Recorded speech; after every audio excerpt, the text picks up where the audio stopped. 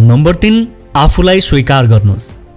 नकारात्मक सोचबाट बाहिर निस्कनुहोस् या आफू भएको ठाउँबाट उठेर केही बन्नको लागि होस्, तपाईले आफूलाई स्वीकार गर्नुपर्छ।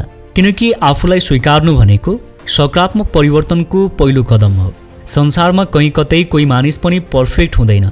हरेकमा केही न केही कमजोरी हुन्छन्। कसैले ती कमजोरीलाई ताकतमा बदल्छन्, कोही त्यही कमजोरीले पतन हुन्छन्। जसरी माटोले झरेका पातहरूलाई स्वीकार गर्छ, त्यसरी नै तपाईले पनि आफूमा भएका हरेक कमी कमजोरीलाई स्वीकार गर्नुपर्छ।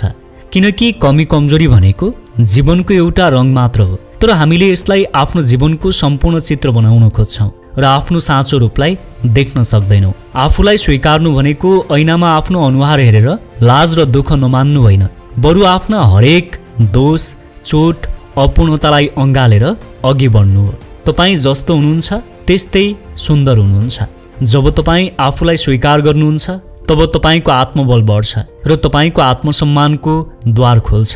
जब तपाईमा आत्मसम्मान पलाउँछ तब तपाईको नकारात्मक सोच स्वतः हराउँदै जान्छ।